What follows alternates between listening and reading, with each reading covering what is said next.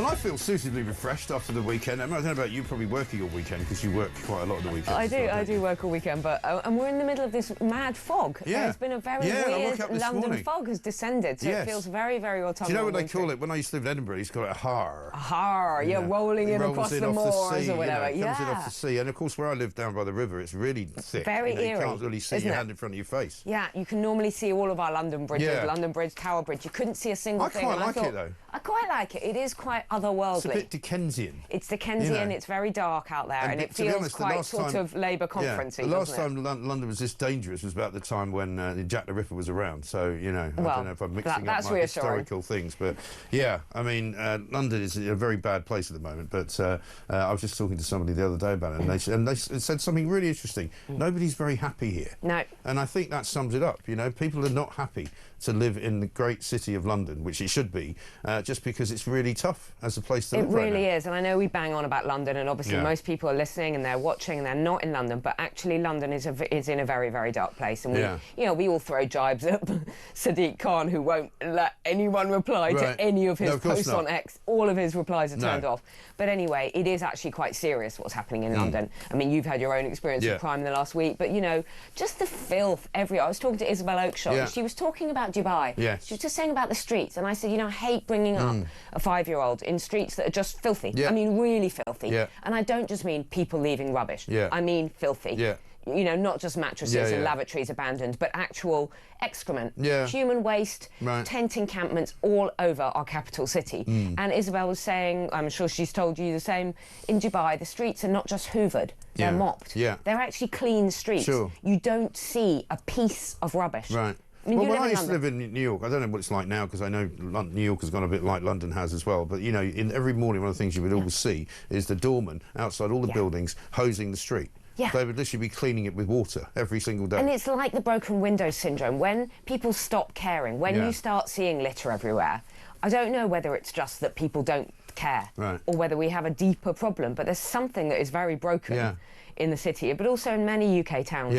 I mean, Birmingham and the rats and everything, that's just was not... It's still going on though, isn't it? Yeah, but it's symptomatic of a government that is not able to do the basics. I don't want the rest of it. I want the basics, just do the basics. Streets just being clean. Collect the rubbish, keep the place clean, you know, keep it relatively safe. I mean, I was in Manchester a couple of weekends ago, and there was a bus strike. You know, Andy Burnham, who's hailed as this great new, you know, sort of, you know, left-wing thinker, you know, he can't run Manchester. He can't run Manchester. All that people tell me is he's putting up loads of speed cameras and the traffic's awful. Yeah, exactly. And that's it. You know, well done, Andy. But well he's, done, of course, calling himself King of the North. It's just ludicrous, isn't it? It's self-entitled, I think. But let's talk about what happened at the weekend, because lots of focus, of course, today and for the next couple of days on Keir Starmer and on the Labour Party up in Liverpool at conference. This is what he said to Lauren Kuenssberg yesterday when he was talking about reform's migrant policy. Well, I do think that it's a racist policy. I do think it's immoral. It needs to be called out for what it is. And do you think that Reform UK is trying to appeal to racists? No, I think that there are plenty of people who either vote Reform or are thinking of voting Reform who are frustrated. They had 14 years of failure under the Conservatives. They want us to change things. They may have voted Labour a year ago, and they want the change to come more quickly. So Shabana Mahmood, right, shortly after he gave that interview, basically said that they're going to copy Reform's policy on indefinite leave to remain. Migrants will have to wait 10 years rather than the current 5 before being able to claim indefinite leave to remain, unless they are making a particularly significant contribution to society. Also, they're going to be given a new point system. If they're not good citizens, they're not going to be admitted. Does he think that's racist? You know, I mean, he's basically calling every single Reform voter a racist, and that's what it says on the front page of the Mail. It says, Nigel Farage says, worried about immigration, Starmer says you're a racist. Yeah, and that is a good headline. This was such an own goal, Mike. I mean, really, you are telling... I mean, look at the polling. Reform would be on course to win a massive, massive majority. Starmer is absolutely the most unpopular leader ever. He is. That was breaking news yesterday, literally, in 50 years, in nearly 50 years, I think he's got the lowest approval rating of all time. The Chancellor is the most unpopular Chancellor and that's just ever. his own party. That's just his own party. And he's called the British population racist. If you are worried about immigration, that's effectively what he's saying. This is going to anger... It will. I mean, he couldn't have done worse. And then, as you say, the weird contradiction elections and the lack of clarity, it shows they don't actually have a policy. No. From his own Home Secretary, who is saying, the thing that worries me about what Shabana Mahmood is saying is she's saying, unless you're making a significant contribution to your community. Right. So she's sort of skating around this idea of, you know, giving back to your community. No, that's not what people want. It's not that you go out and you do a local bit of gardening, you know, in your local or whatever. work for a local charity. Well, that's what they'll because that's what they think work is. Yeah. People who run the Labour government think that work has something to do with public sector and service. They don't think it's got anything to do with generating money or actually making a living. They think it's doing something nice, you know. But that'll be their get-out clause. That will be their get-out clause. They won't get rid of people. They will just say, oh, you can go and do a bit of community service. One Labour source says that this to the Mail, I know he's talking about Farage and this horrible divisive policy, but there is a danger that people with legitimate concerns hear it and just think he's calling them racist. I'm not sure that is really the best way to win people back from reform. It's really not the best way. And Rosie Duffield on Times Radio was saying dozens of Labour MPs are absolutely disgusted at the direction of the party under Sir Keir Starmer. Well, more than half of them don't want him to be leader. That's his own party. Really embarrassed. And you know, when you see him arriving at conference, he's not surrounded by his MPs. Yeah. They are going to be absolutely terrified. Oh, of course. They're terrified about May. It's going to be a bloodbath. It will be. Local elections for them. It will be absolutely horrendous. How can they defend this stuff? And then you have Andy Burnham, who's meant to be on, well, obviously not on side, saying, you know, when there's a climate of fear, you know, people can't even defend these policies. You can't even disagree because he punishes you. Because he runs the place like a Stalinist. I mean, that's what he does. Now, here's what Shabana Mahmood said. Foreign nationals who want to settle in Britain permanently will need a clean criminal record.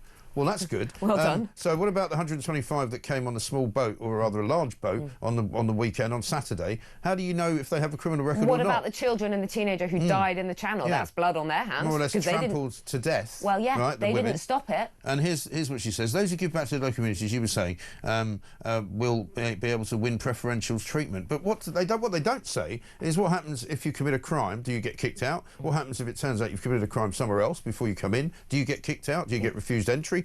There's no coherence to any of their policies, right? Anyone seeking indefinite leave to remain in Britain should have a spotless criminal record, she says. Well, how do you know, looking at the people coming, who they are, what sort of criminal record they've got, what they've been doing, who they've been raping or murdering or stabbing? You don't know anything.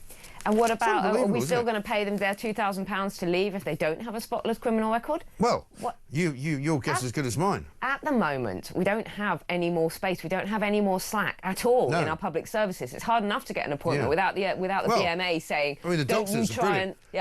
This is fantastic. This is typical. This shows you exactly what the problem is with the NHS in this country, right? The British Medical Association says it will take industrial action if the government goes ahead with plans to improve access to online booking. Yeah. So if you start helping the people of this country to actually get a doctor's appointment, they're going to go on strike. How outrageous to get a doctor's appointment.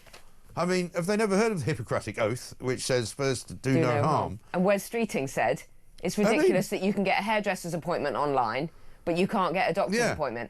And this is what the NHS is up against. They want to kind of go slow. You know what? People want appointments. Right. As if it's not hard enough. Right. It's like a joke, this. The BMA says the moves are being introduced without sufficient safeguards to stop practices being overwhelmed by patients. I talk to people every day, right, who tell me stories about their experience with the NHS. Yeah. Not one person that's ever told me, I walked into the NHS waiting room and it was really busy. What they do tell me is I walked into the NHS waiting room and there was nobody in there. Exactly. Because there's never anybody in there. There's never anybody in there, and they are making it harder and harder to get appointments. Yeah. You know, you have to battle your way through the receptionist if they even answer the phone, who will then send you a link where you have to then upload photographs, and then 3 days later you get a phone call from someone asking you to verify your identity. I mean, the whole thing has become a dystopian. You know, the NHS has become about the staff. I was in a big London hospital the other day. I was surrounded by posters telling me to treat their staff with respect, and I just thought, it's since COVID. I thought, when did the NHS stop being about the patients? It was during COVID, and that's when I started saying, actually, they'd rather they didn't have any patients. They'd rather you just didn't bother them.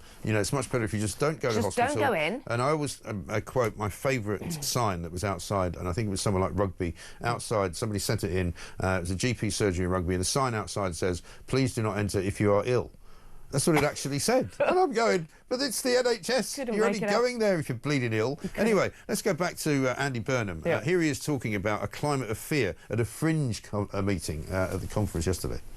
One thing I am worried about, and I think we do need to debate at this conference, in my view, is how can you have an open debate about all of those things if there's too much of a climate of fear within our party and the way the party is being run?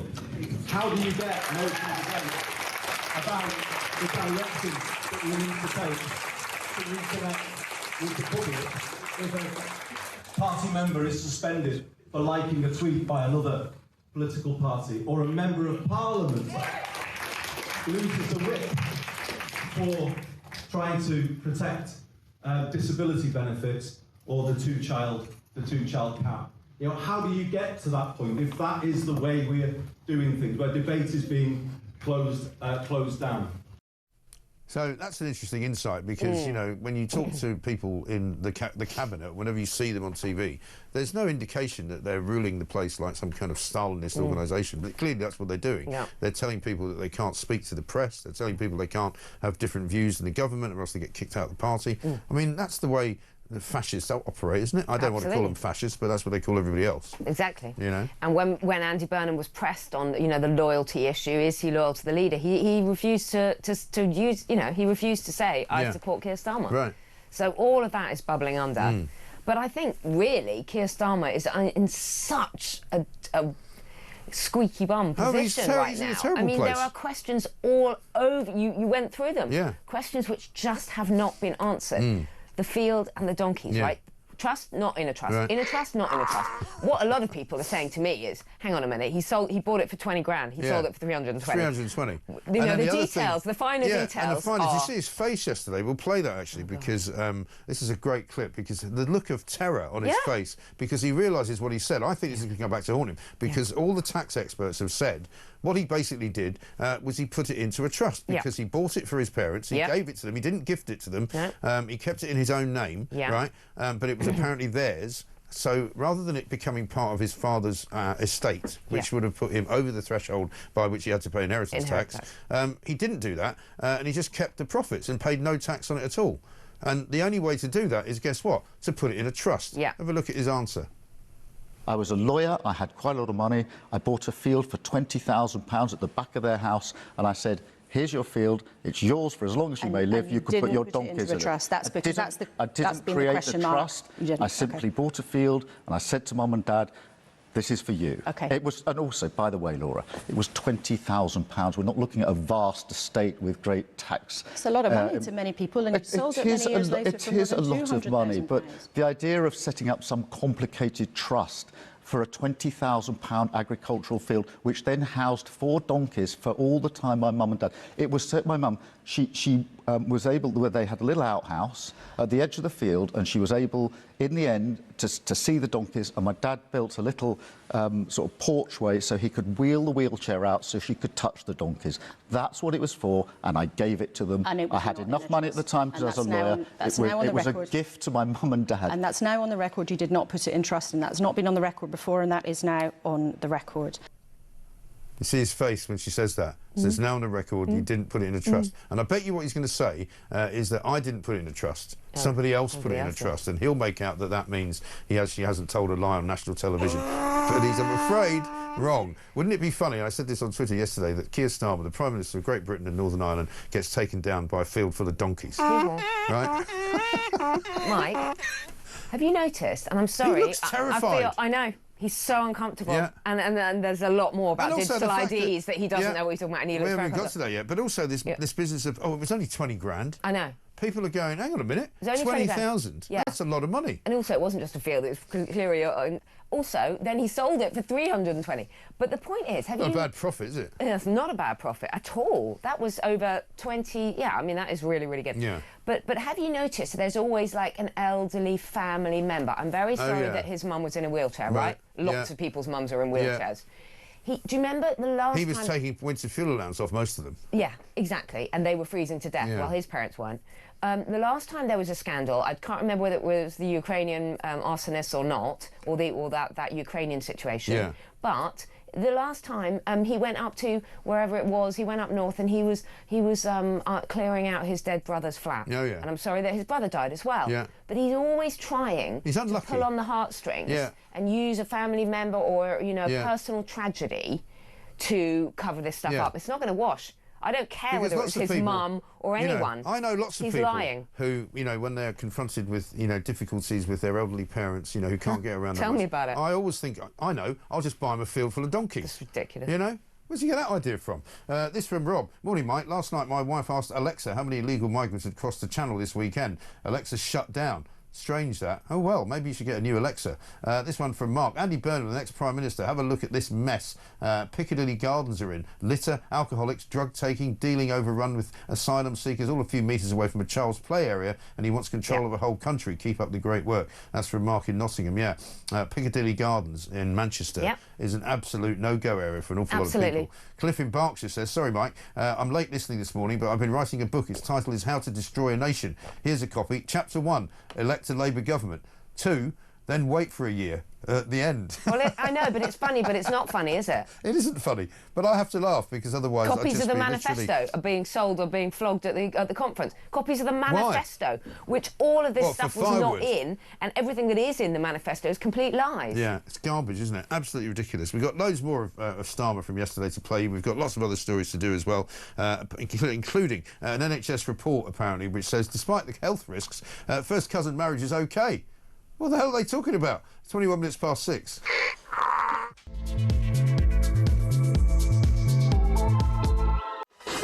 Welcome back to Morning Glory, 25 minutes past 6. This is, of course, the home of common sense. It's the only place to be right now and for the rest of time, particularly this week, while Liverpool is the host for the Labour Party conference. Nobody in Liverpool is really very happy about that, by the way, because they're not very keen on Keir Starmer either. This one from Maggie in London says, so Starmer's mum and dad love donkeys. Well, they must have adored him, and Andy Burnham is the biggest bandwagon jumper. It's as fake as they come. This is it. Nobody likes Andy Burnham either. Dean in Pompey says, morning, Mike and Emma. So Starmer the Harmer thinks reforms policies will tear the country apart because Starmer's government isn't tearing the country apart then. Well, I think Dean, he sees it as his job to tear the country apart. So he doesn't want anybody else muscling in on it, right? Absolutely ridiculous. And illegal migration is also really tearing the country apart. That's what people are concerned about. And Starmer is obsessed with attacking reform and Farage. He is. You know what? I think Nigel Farage could stroll towards the next 3.5 years. He could stroll towards the next general election, doing what he's doing, which is talking about the issues that people care about, without mentioning Starmer or Labour once. He doesn't need to. And yet, he doesn't need to. He literally doesn't even. And if you notice, he doesn't need to attack them very much. And he's quite rightly called this an absolute insult to all the people who have voted, millions who want the government to finally get a grip on immigration. It is an insult. It is an insult to the British people. It really is. Also, who gave... This is the trouble with these left-wingers, right? Well, have a look at this, right? Starmer talking about reforms policies on migration not only being, racist, but also immoral. Who made him the moral champion? This is a guy who's got the morals of an alley cat, as far as I can see. And since when were we morally obliged to welcome people into the country? Yeah, who are criminals. Who are criminals. Right, let's have a look. This is him on legal migration policy. Yes, I do. And I think this is fundamental to who we are as a country. We are a proud, tolerant country, reasonable-minded, live and let live, and we are a diverse country where people have come here for centuries to this country to make up who we are. It is one thing to say we're going to remove illegal migrants, people who have no right to be here. I'm up for that. It is a completely different thing to say we are going to reach in to people who are lawfully here and start removing them. They are our neighbours. Well, he says that, right, at 9 o'clock in the morning. Shabana Mahmood then says, actually, they're going to change the way visas are applied to people asking for indefinite leave to remain. They're going to change the rules. So is that immoral as well? Because that's his own party suggestion, which is copying Nigel Farage. They don't actually know what they're talking about, the Prime Minister. So today, I think we have Rachel Reeves in the morning, her big speech, and then Shabana Mahmood in the afternoon at some point, the Home Secretary. So it'll be interesting to see whether they've worked out what is their policy on indefinite leave to remain. Right. What is their policy on legal migration? What's their policy and illegal migrants? on deportation? And how many have we had out so far? Are we up to 4? Look, are we up to 4 of the blue plastic bag people? I think we actually got 2 out at the end of last week, so we're up to 6 now. 6? Yeah. But we had how many deaths in the Channel, which 3, I think should be laid at the Prime Minister's door? At least 3 over the weekend, but I think over the course of the last month, probably 5 or 6, probably as many dead as they've sent back to France. What about those babies and children? And then, also, more than 3,000 have come over the course of the month of September. Brilliant. So the one in, one out is now sort of 3,500 in, 6 out. Just for the month? Just for the month. But since Labour came in, we're over 50,000. Yeah. 50,000 in, Totally. 6 hours. And here's the next bit. Migrants will be forced to leave the UK unless they can show they are good citizens under Labour's plans to toughen up immigration rules. So does that mean that the people who have been here, who live in our communities, who are part of the fabric of our lives, if they turn out to be not good citizens, you should be deporting them then? Well, Isn't that an immoral policy? Well, what's the judge of that? They can't even deport people who've committed crimes because they say they need to stay in this country. Can you imagine the human rights appeals over people being deported for not being a good citizen? Here's Mahmood saying, if Labour does not toughen its policies, there is a risk, and these are her words, working people will turn away from us, the party that for over 100 years has been their party, and seek solace in the false promises of Farage. That's hilarious. Working people will turn away from them. Do they not? Have you seen the polls? I know. They've already turned away. People have already turned away from them. Yeah. Here's one from Kevin. He says, Mike, I love the donkey noises for Labour, but the problem is I live in a farm with 5 donkeys in the field next to me. Every time the donkey noises come on the radio, our donkeys are going mad and replying. You sure Keir Starmer doesn't own the field, you know, because he's obviously... Check your trust. You know, he's obviously didn't put it in a trust, though. Whatever you do, don't say he put it in a trust. He was a lawyer, and he got specialist tax and he had, tax and it was avoidance advice. He got lots of advice, and he was a lawyer. Do you remember he kept telling Laura Kuenssberg? Yeah. I was a lawyer at the time. I had money. Had some money. I paid 20,000. Oh, and then I made another 300 grand. Well, this is good from Justin, who says, if Starmer didn't pay any inheritance tax on the donkey field, what about capital gains tax? Exactly. I mean, I don't know. I haven't been going around buying fields and making £300,000 profit, so I can't help you with that. I think he should give that 300,000 to a donkey sanctuary. I think he should. Or invest in some more donkeys, maybe. You know. Well, he's going to need something to do when he's out of office. You can put them in the cabinet. You make a donkey the Home Secretary, you have another donkey in charge of the housing business, because the housing business is another one which has gone completely up the Swanee, right? Because Steve Reid was asked repeatedly yesterday by Kamala Tominey. This was exactly bad. what. We're not going to play the clip because it's not from here. However, she did a brilliant job of asking him, you know, do you actually know how many houses have been built? And he didn't know. And he's like, I'm not Wikipedia. And you're going, you don't have to be Wikipedia, mate. You just have to be on top of your brief. So she's interviewing him. She's got all her notes there. She's got the number of houses that have been built or not built by Labour in front of her. Yeah. The housing secretary, who's been wandering around the conference, build, baby, build, and making a complete fool of himself. Like with Trump-style hats. Like Trump. Yeah. Which was just embarrassing. Very embarrassing. Then comes cock-a-hoop to this interview. He didn't have any notes. He didn't even know the figures. And she asked him, I don't know, 5 or 10 times, do you know the figures? Do you have any idea of your numbers? Yeah. No idea. Pathetic. Absolutely also, pathetic. the other great thing about Steve Reid, you'll like this one, right? Hypocrite of the week, which is a big deal in the Labour government. Yeah. He has turned down something like 239 planning applications in his own constituency for houses to be built. Yeah. Build, baby, build, as long as it's not in my backyard. Absolute peak NIMBYism. Yeah. Doesn't want any building. What about the young people in his constituency? What about the families in his constituency? Don't get me started on that, because there's another policy coming in a minute. But have a look at this. This is Keir Starmer talking about all these new homes that are going to be built. It will take more than 12 months to turn around 14 years of failure. And it will take more than 12 months. It will take time. That's why we needed a 5-year mandate. But do I understand the frustration that people have? If you've lived through 14 years... without your money in your pocket and your public going up, your public services being what they should be, then of course you want change more quickly. Yeah, but nobody can tell anybody else where these houses are being built. 1.5 million houses are going to be built. Where? The 12 new towns. Complete lie. Oh my God. Complete lie. Absolute rubbish, right? It's just not happening. 12 new towns, mystery turns to farce. This is on the front page, on page 6, I think, This was of brilliant. the Do you remember that? They came out on, I think it was Friday or Saturday, saying, oh, it's fine, we're going to build 12 new towns. That's going to appeal to young people. A friend of mine said, young people can't even wait for their TikTok to load. They're not going to wait. They're not going to vote for a party that says we're going to build 12 new towns. Then, all the 12 new towns, where?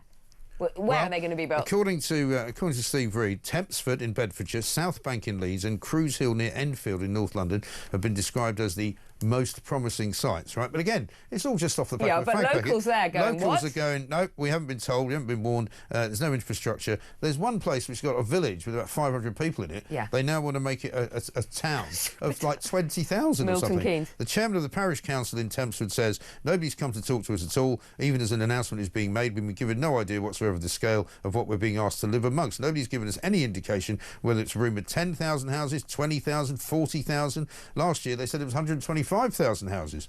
But what's going on with these people? Mike, that's actually quite serious. That they literally are inventing these policies, back of a fag packet stuff, and they're rolling them out. And then just saying it off the cuff. Serious policy proposals at conference. They are promising people that they are going to really do something about the housing crisis, really do something about building 12 new towns. And I've seen two pieces of information. One, where something like 40% of the houses will be given over to social housing, right? Of which another 40% will be given over to migrants. So an awful lot of this housing, which is being built specifically for migrants, as long as they're good citizens, of course. Well, that's really, very moral, isn't it? Well, so, that's the really worrying thing. And we saw that the population, what is it, 90-something% of the population increase over the past few years has been migration. Migration. Well, that is a serious problem. See, I've been saying this for years. People used to go, how do you even know that? You can tell by looking around. The figures show. I mean, that is really, really worrying. What does that do to the country? What does that do to British people? Yeah, I know. Here's a nice little clip. We haven't actually got it to play because it's not suitable for morning and breakfast viewing. The Tories literally cover this country in SH1T. This is Steve Reid at a meeting up in the north. We are the disinfectant. That is an appalling thing to say. That's on a par with Angela Rayner calling Tories scum, isn't it, really? Exactly right. And frankly, this stuff about, you know, I mean, it's complete lies, the 12 new towns, and they don't actually know how they're going to deal with it, but they haven't. And they haven't got the wherewithal, they haven't got the people, and they haven't got the materials to build anything. That's the problem. How about this from Matthew? He says, my dog and cat can get medical treatment quicker than me. Maybe paying for an appointment is the way forward. Not that I want to, as my wife and I pay every month when we see our payslips. Well, that's it. 25% of your income tax goes to the NHS. What are they doing with it? Exactly. You might as well give it to a load of donkeys in a field, mightn't you? I mean, I don't know. 6:35.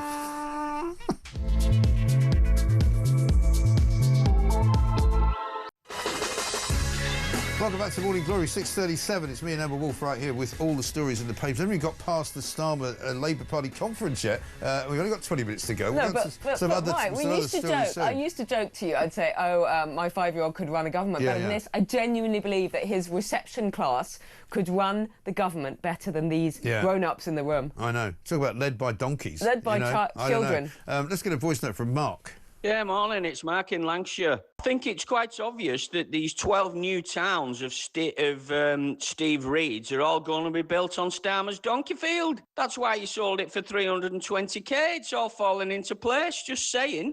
I mean, I think you might be right. I mean, it's an awful profit, isn't it, for somebody to make? Huge profit. Talk about morality in the same breath, you know. Gaza in Yorkshire says, morning, Mike and Emma, great show as always. Starmer's morality, he didn't ask the Chagos people if they wanted their country handing over from them. Starmer had zero morality. His words and breath are just like hot air, like a fart. And I think there's a lot of truth to that. Lots of really good messages coming through, by the way. And what about the morality of making a 100% profit in the 20 years? Exactly right. We're being led by donkeys, says Lady Maddie. Starmer says, according to him, for centuries people have been coming here and making us who we are. Yeah, that's fine, but centuries ago people forced their way into the country when they invaded us. Talking of Starmer being a lawyer, when he had a questionnaire to fill in about Currygate in Durham, says Steve, he had Labour lawyers to help him, and it took 18 days. There's stuff about that needs researching as well. I think that's right. Well, absolutely. Have a look at what he said about VAT, right? Because, again, you know, we've got Rachel Reeves' budget coming up November the 26th, as close to Christmas as it can get, and it will be as Scrooge-like as you can believe as well. Terrible. They won't tell us whether or not they're going to raise taxes. They keep hiding behind this, well, we don't want to preempt what the Chancellor's going to say. But have a look at this mealy-mouthed explanation of what he says they're not going to do with VAT. The manifesto stands, Laura. It can't be clearer than that. Well, you can. It's a different thing saying the manifesto stands right now, or are you saying actually it will stand in perpetuity? You're not going to unpick those promises. Well, we put that manifesto before the electorate. We got elected, and that manifesto stands. I'm not going to go through the details of what maybe in the budget. Obviously, it's 2 months away, and no Prime Minister and no Chancellor would ever sit here and indicate 2 months out what may or may not be in the budget. But the manifesto stands. Well, hang on. Can you be crystal clear there? Because you're saying the manifesto stands right now, but I'm not going to talk about the budget. Well, this is something you've ruled out dozens and dozens and dozens of times. You're ruling it out clearly right now. The manifesto stands. We made those commitments. We stand by those commitments. What does that even mean?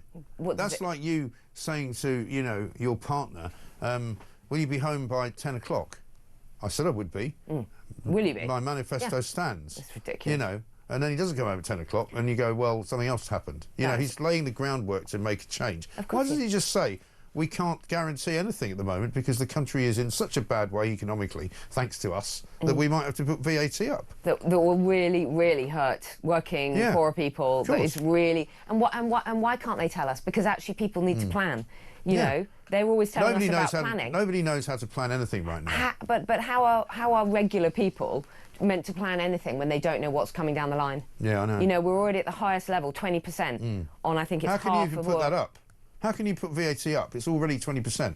What are you going to do? Put like 30% VAT on goods? What are you joking? Well, because you've gone mad. Because they've basically driven, you know, investment and businesses out of this country. They've made working people's lives impossible. Yeah, but they've made employing anyone almost completely impossible in this country. Yeah. And confidence, economic confidence, at an all-time low. Yeah, exactly right. So no wonder the country doesn't need to be bankrupt. No, they're making it bankrupt. Of course. They've actually now they've sunk another £1.5 billion worth of taxpayers' money that they don't have into Jaguar Land Rover. Oh, of course they have. Rachel Reeves puts out a tweet going, "This great British mark." It's owned by an Indian company. Exactly. Right? Tata, what? Do you think Tata don't have the money to sort themselves out? And you know that was an absolute scandal. I don't know how they got away with that over the weekend. Who in their right mind is going to give money to a company that seems intent on kiboshing itself by completely going woke and going broke and then getting hacked in a way that they couldn't get out of? And they haven't actually made a car now for about 2 months. Oh, but it's just a loan, they say. It's just a loan. Oh, yeah, really, sure. I wonder how quickly that will be paid back. Absolutely. Let's just take a little detour away from that for a minute. Campaigners have slammed an NHS report advocating the benefits of marriages between cousins, calling for it to be withdrawn immediately because the NHS apparently seems a bit confused about whether first cousin marriage is a good thing, despite the fact that they reckon it causes harmful health defects to unborn babies, right? First cousin marriage. They're now saying the NHS are saying that it does have some advantages. This is really shocking, actually. Yeah. There are known genetic defects that can occur when very close family members marry. Yeah. And not only are they saying it's all okay, nothing to see here, they're also, as you say, talking about the benefits. There are some benefits, close family cohesion. That's and all like of this saying kind of it's stuff. great. Incest is great because it keeps the family close. It's really, really shocking. And that's a benefit. But also, Mike, then the NHS and the education system, and I have first-hand experience of this, are left to deal with the situation that is created where a lot of babies and young children are being born who do have neurological developmental delays, severe delays. Which medical experts say are entirely down to first cousin marriages. And we know where that happens. There are certain cultures, and guess what? We're not allowed to say this stuff. Right. In the woke culture, in this especially NHS woke culture, you're not allowed to speak out and say that. Well, Anita Prem, founder of the Freedom Charity, which campaigns against forced marriage and dishonour-based violence, says first cousin marriage is not just a cultural tradition, it is a safeguarding risk. At Freedom Charity, we have seen how it is tied to dishonour, abuse, where young people are pressured from childhood and given little or no real choice. The health evidence is clear. These are preventable harms that place families in the NHS under immense pressure. So, I mean, that seems to be a pretty solid... A safeguarding issue and preventable harms. Yeah. And these are the same people who bang on about how they're all about protecting women and girls. Oh, really? So how many of these young girls who are marrying their first cousins are being given a choice about it? And I imagine not being very many. veiled head to toe. And they've actually said in this NHS leaflet that it's been legal in England since Henry VIII passed a law enabling him to marry Anne Boleyn's cousin, Catherine Howard. Plenty of things were legal. legal.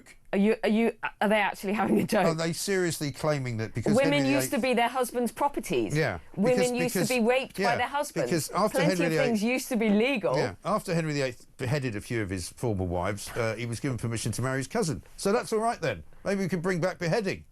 Oh no, they already have done in some places. Incredible. Talking about special needs kids, though, how about this? Front page of the Daily Telegraph: £950 a day to send a single special needs child to school. Telegraph investigations found children and young people with special educational needs are undertaking round trips of up to 368 miles, roughly equivalent to the distance between Watford and Edinburgh, in taxis and ambulances to get to class. Okay, and this is a problem with inclusion. It's wonderful that children who are behind, in other words, what we used to say slow, are being included in mainstream education. Yeah. But instead of putting them in special schools, or whatever you want to call them, instead of putting them in special schools nearby, the government has firstly closed down all private schools and special schools because of the VAT hike. But also, we are busing them and putting them in ambulances to get here. 5 to 10% of some councils' education budget, 5 to 10% is being spent on transport. That is absolutely shocking. Well, we found out last week that the other scandal is, of course, all these migrants being ferried around in taxis, right? Millions and millions of pounds NHS appointments. To NHS appointments with doctors hundreds of miles away, dentists, even visits to the Home Office. Yes. There's a massive amount of money going south in this country, public money, and yet Rachel Reeves has got the cojones to stand up and say, we haven't got any money. And we're going to increase your VAT on basics, on the basics. Start saving some of this ridiculous waste, and maybe you'll have some money. Migrants getting taxis to and from hospital appointments. Yeah. Have you ever tried to arrange hospital transport for, like, an elderly parent? No. Almost impossible. Yeah, I bet. Absolutely shocking. But if you're a migrant, it's a different story. Yeah, that's all right. But also the same goes for these special needs kids. I mean, similarly, there's also truant kids and kids who are at risk, as they call them, because I've been doing these stories for years. I mean, 10 to 15 years ago in Edinburgh, they were spending millions of pounds just taking bad kids to school because the parents wouldn't guarantee that they would get there otherwise. Yep. So they'd all be going in taxis. And when you have a British child and you want, I don't know, a little bit of support for their handwriting or something, there's no money because they're dealing with all the special needs children. And I have all the empathy in the world for the sympathy in the world for the for the special needs children. You know, it's not their fault, but I do think that we need to look again at this whole entire racket. What's very clear is that the people running the public services of this country don't know what they're doing. It's as simple as that. They can't run an economy. They can't run a council. They can't run a budget. They can't run a taxi company. They literally can't run anything. This is a lot of money, and every time a migrant appears in court, they've got translators and interpreters and all of that. Right. Every time they go to a hospital appointment, the NHS has how many translators and interpreters that are employed full time in the NHS that are speaking languages like, I don't know, Somali. I mean, they're literally hundreds of languages are being. In another country, you go and you have to use your phone. If you've got a problem, if you break your leg and you go to, I don't know, somewhere, and you have to use Google Translate to explain what's going on, you don't get a translator and an interpreter. Yeah. I had a taxi driver this morning told me a story about he picked up 3 Somalians the other night who were in Whitechapel, all drunk, and they tried to pay him with one of those government cards that they get. They were asking him to take them back to this hotel, which he said he knows is a migrant hotel in East London. I'm surprised he took them, actually. They stopped on the way, get some more booze, picked it up, brought it back in. He said, you have to pay me cash, I can't take this card. They had cash, they gave him the cash, went into the hotel. Absolutely shocking, isn't it? Amazing. Yeah. Absolutely amazing. Phil from Hearts says, regarding these 12 new towns, where is the power going to come from to supply the houses? More windmills? Solar panels? I don't think so. Well, that's the trouble, isn't it? You've changed my sleeping pattern, says Peter in Swansea. I used to go to bed at 2 o'clock and get up at 10. Now I go to bed at 10 and get up at 6, so I can start the day with a dose of common sense. Very good. Let's get a voice note from Lee. Morning, Mike. Lee from Chelmsford. 2 tiers in big trouble with this one. Has he paid capital gains tax on the profit or not? It's a simple question to answer. And they said it was 7 acres and he's got 4 donkeys on it. I mean, I'm surprised you'd ever get to see him. It's that big. Well, maybe you got a pair of binoculars, one of those telescopes that you put money in, you know, so you can say, I see no donkeys. Sorry, Mike, but 7 acres, that's not a field. I know. That's, that was quite a large property. I bet you he must have sold it for redevelopment, mustn't he, for 300,000? He must have. And what's this stuff about, and then my father built a little porch just so Mum could sit there in her wheelchair. 7 acres, she's going to need binoculars. Yeah, his dad was a toolmaker, of course, so he's good at putting those things up. I'm starting to feel like we're all permanently living within a spitting image sketch of Daniel in Surrey. Perhaps these 12 new towns can have a Boris Hospital included as well. I mean, a Nightingale Hospital. Yeah, that would be brilliant, wouldn't it? That'd be great. Absolutely as long as it's not like the Blackpool Victoria Hospital. Oh yeah, we'll come back and talk about that. Britain's worst hospital, the hospital from hell. And you won't believe this. This is the NHS we're talking about. It's like literally living in the Crimean War. It really is. 6:49.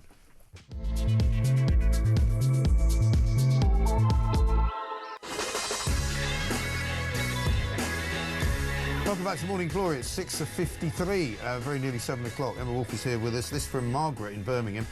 Morning, Mike and Emma. 1,300 crossed the channel this weekend. Shabana Mahmood, it's not working, is it? How many more since September the 5th? And now, today, more gimmicks. We don't want them in the community. Margaret, that is the problem, isn't it? Let's get a voice note from Fran on digital ID. Hi, Mike. It's Fran here from Belfast in Northern Ireland. Mike, just reference this digital ID thing.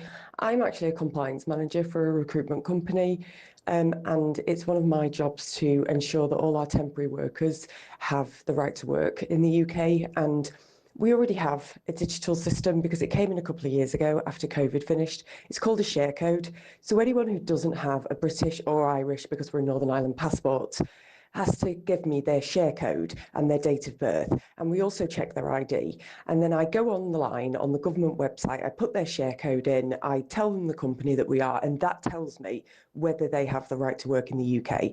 So the thought that this is just going to stop bad people doing bad things is just for the birds, because the good people like us will still check that the people have the right to work in the UK, and the bad people, just like they ignore it now, they'll ignore it in the future. It's ridiculous. Love the show, Mike. Take care, bye. Fran, thank you very much. Very useful information. People tell me that there's already all these things in place. You can't employ people without a national insurance number unless you're a crook. And if you're a crook, you don't care. And again, Starmer, and that's a really interesting information, like actual expert information from Fran, but Starmer was pressed on it again and again and again yesterday. Right. Why bring in digital ID when we already have national insurance numbers? The people that are not checking your national insurance number and your right to work in the UK, they're the criminals. Exactly. They're the ones who are going to employ these people anyway. But he's like a cyborg, right? Because he just repeats it as if it's true, you know, it will help stop illegal migration. Well, how exactly? Sheer panic in his eyes. No, he didn't even say that. He just kept saying that we all know that illegal migration is a problem. Yes, mate, we know that it's a problem. That's why you're not going to stop loads of young men who have no identification, and if they do, they throw it away, coming to this country without their ability to tell us who they are.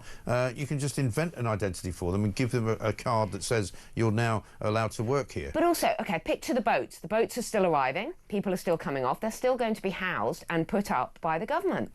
They're not going to say, well, you don't have a digital ID, you can't come in. They're going to be...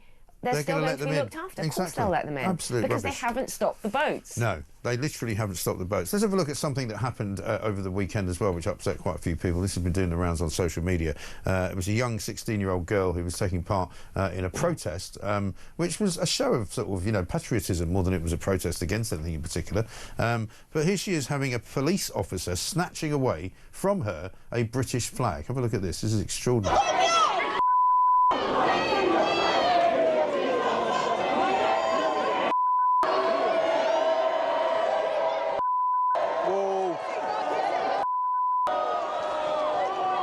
Why would you do that? Because you're being a kid. Not getting it. Should I get a flag back? Stealing a flag. That's absolutely sounds shocking. like a Liverpool voice, that, so maybe in Liverpool. And actually, with force. But what about this light blue outfit he's wearing? I mean, I've never seen that before. Is he patriotic enforcement what officer? I'm interested in is I don't know whether he's a member of the full-time police or whether he's got something on the back of his or whether jacket, he is which I can't in read. fact some kind of different. I mean, it looks like he's tooled up like a police officer. So, but what's with the light pink hat? I don't know, and I don't know why. In what world does anyone who is a police officer guarding the law of this land think that waving a Union Jack is somehow wrong? What is that? What the hell is he doing? And forcibly pulling it off a 16-year-old girl. Yeah. Well, off anyone. Yeah. What is he doing? Stephen Barrett, the lawyer, who we both know, said that he would understand that under law to be theft. Exactly. Because it's like taking somebody's personal property. Taking their personal property. It's a Union Jack flag. All the Prime Minister ever talks about now is patriotic values and national renewal. Yeah. So someone standing... He doesn't say, you can't stand on that table, it's not safe. No. He says... He grabs her flag off. I think he's going to be in big trouble. I hope he's in big trouble. Because we're going to find out who he is and we're going to find out why he did it, and he's going to be having a bit of a problem. But he's clearly a member of the police because he's got an earpiece, he's got the walkie-talkie, he's got all the, you know... But I just can't see what it says on the back. I just don't know what... And if anybody knows what this light blue insignia We need to freeze frame it and then zoom in. Someone can do this. Yeah. And then zoom in on what it says on the back of his jacket, of his little gilet thing. Who knows? Tooled up. This from Alex. Labour will meet their housing targets. They're going to use Lego. That's quite a lot of Lego bricks, actually, to be honest. Well, we've got Lego Head. We've got the Chancellor talking in a couple of hours at the conference, and that's going to be painful. Oh, that will be really painful. Yeah, we'll have some fun with that tomorrow, I'm sure. Final story for you, the front page of The Sun this morning. Ban on dog walkers by the royal family.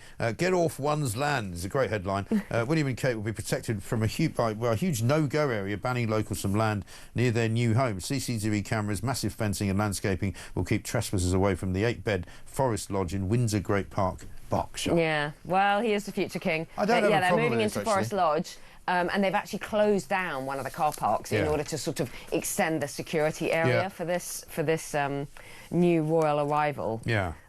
as it were. But I think local dog walkers, as you say, not very happy about it. Yeah. Although they want to welcome the royals. royals. As I say, I mean, the future king of this country, I think, is entitled to have a bit of a no-go area around his house. He will need security, exactly. You know, because particularly in the rather sort of febrile times. And particularly with 3 children. Yeah, exactly right. Absolutely. Meanwhile, the king has reportedly told Prince Andrew and his ex-wife Sarah they're not invited to royal Christmas celebrations next year, or this year rather. There's been any surprise about that.